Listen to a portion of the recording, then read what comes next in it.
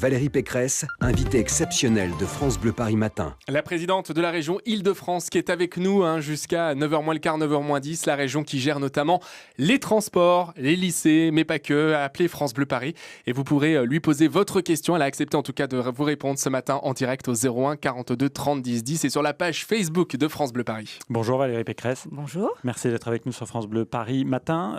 Quel va être votre programme de rentrée aujourd'hui ? Alors aujourd'hui, nous inaugurons le nouveau lycée international qui s'ouvre à l'ouest de l'Île-de-France. Après Noisy-le-Grand, il y a 2 ans. Aujourd'hui, c'est Courbevoie. Et notre objectif, vous le connaissez, 9 lycées internationaux en Île-de-France, 3 nouveaux lycées qui vont ouvrir d'ici 2022. Il y en aura un à Palaiseau et il y en aura un autre à Vincennes. L'objectif, offrir un enseignement international de qualité à tous les Franciliens. Et on va aussi, cette année, ouvrir 50 sections internationales dans les lycées publics. Et notre objectif, c'est 90 sections internationales d'ici 2022. Pareil, dans les sections internationales, nous expérimentons plus de cours en anglais. On va passer de 30% de cours en anglais à 50% en expérimentation.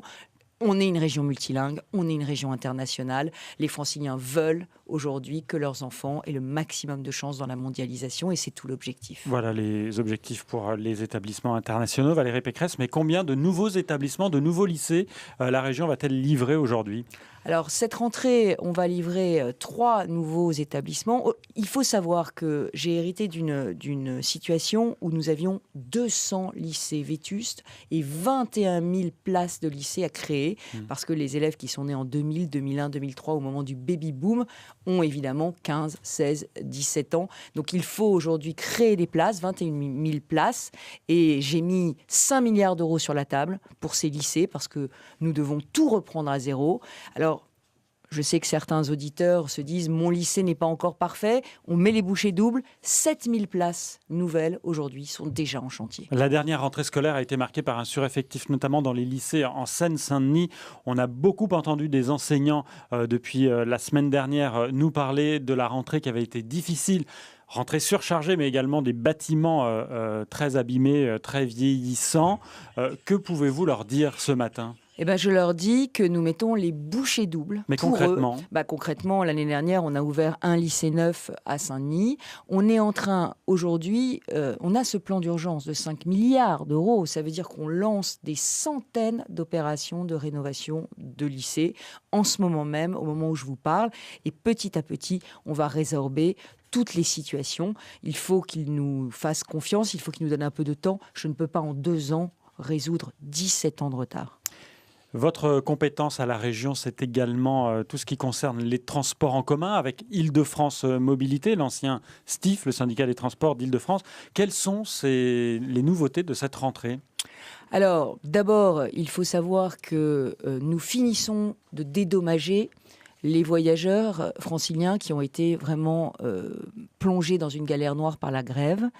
En septembre, fin septembre, 230 000 voyageurs qui étaient sur les listes les plus sinistrées. Je pense notamment à celle de Seine-et-Marne, mais surtout celle de très grande couronne. La ligne R, la ligne P, mais aussi un certain nombre d'autres branches qui ont été très impactées, du côté de Mantes-la-Jolie et du Val d'Oise, par exemple, vont recevoir un chèque de 25 € de dédommagement supplémentaire. Un chèque d'Île-de-France Mobilité pour tenir compte vraiment du fait qu'ils n'ont quasiment pas eu de transport pendant ces mois de grève. Alors il y a ces difficultés dans les transports pour certains dues à la grève au printemps dernier jusqu'à pratiquement le début de l'été. On a vu également un boom des ventes d'automobiles neuves en ce mois d'août. Est-ce que vous n'avez pas l'impression que finalement la voiture reste un outil de liberté et qu'il faut faire avec ? Moi, vous le savez, je ne suis pas anti-voiture parce que je pense qu'à terme, la voiture de demain, elle sera silencieuse et non polluante. Donc, si elle est silencieuse et non polluante, pourquoi la bannir de nos routes ? En revanche, je veux donner envie aux Franciliens de transport en commun. Pour leur donner envie, il faut que les transports soient confortables, qu'ils soient à l'heure et qu'ils soient propres. C'est pour ça que je lance, là, à cette rentrée, un grand plan propreté dans le métro. je veux des toilettes dans le métro. Il y en a 45 aujourd'hui. Pardon de vous parler des odeurs, parlons de vous parler du malaise qu'on peut ressentir le matin quand on prend... Ah, mais c'est très concret, ça parle à tout le monde. Bah voilà.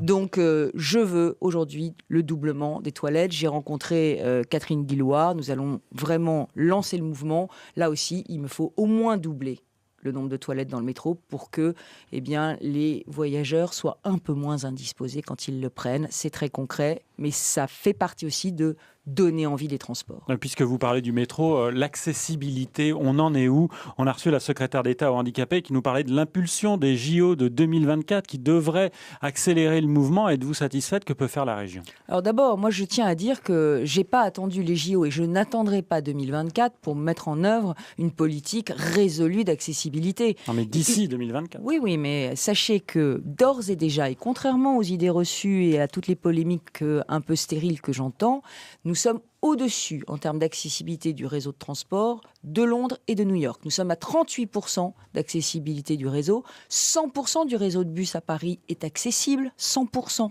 du réseau de surface. Le problème, c'est évidemment le train de banlieue et le métro. Nous allons mettre 1,4 milliard sur la table pour rendre tout ce réseau accessible petit à petit. Notre objectif en 2024, c'est 60% du réseau accessible. Mais je mets en garde contre les idées faciles. Aujourd'hui, notre objectif, c'est surtout d'accompagner les personnes en situation de handicap de façon à ce qu'elles trouvent la bonne solution de transport, y compris avec des messages audio, des messages vidéo, parce qu'il y a tout type de handicap. Quand on dit accessibilité, on pense uniquement handicapé moteur, mais c'est très difficile de prendre les transports quand on a une visibilité réduite. Donc il faut qu'on ait une politique d'accessibilité très large, et j'ajoute que j'ai pris la décision pour les transports scolaires des jeunes en situation de handicap de l'élargir aux étudiants et aux apprentis, ce qui fait qu'aujourd'hui, Île-de-France Mobilité finance gratuitement, porte à porte, le transport des étudiants en situation de handicap. Valérie Pécresse est l'invitée de France Bleu Paris. Elle est avec vous et avec nous jusqu'à 9h moins le quart. Vous pouvez l'interroger au 01 42 30 10 10. Je vous rappelle les compétences de la région en matière de lycée, en matière de transport, mais il y a également l'aménagement du territoire. Nous aurons l'occasion de parler par exemple d'Europa City. Vous l'avez peut-être entendu ce matin, il y a également un sujet sur France Bleu Paris concernant la forêt sauvage de Romainville, puisque la région veut y installer une base de loisirs. Vous réagirez évidemment d'ici 9h moins le quart. Valérie Pécresse, présidente de la région Île-de-France, invitée exceptionnelle de France Bleu Paris Matin. 8h27, si vous souhaitez poser vos questions à la présidente de la région Île-de-France, 01 42 30 10 10 ou sur la page Facebook de France Bleu Paris. Maya nous a contacté, elle a 13 ans, Valérie Pécresse. Bonjour Maya. Bonjour. Juste avant de l'école, donc tu as souhaité décrocher ton téléphone pour poser une question à la présidente de la région. Vas-y, je t'en prie, elle t'écoute. Bonjour, je voulais vous poser une question à propos de la base de loisirs à Romainville. Je voulais savoir pourquoi construire cette base de loisirs nous serait plus utile à nous les habitants de Romainville plutôt qu'une dizaine d'hectares de forêts et d'arbres qui sont pourtant essentiels à notre santé. Alors justement, c'est exactement pour toi qu'on est en train de construire la Corniche des Forts. C'est un projet écologique et populaire. Romainville aujourd'hui, la Corniche des Forts telle que tu la connais, ce sont des carrières avec des risques d'effondrement. Et il y a une bonne partie d'ailleurs de la Corniche où tu ne peux pas aller te promener parce que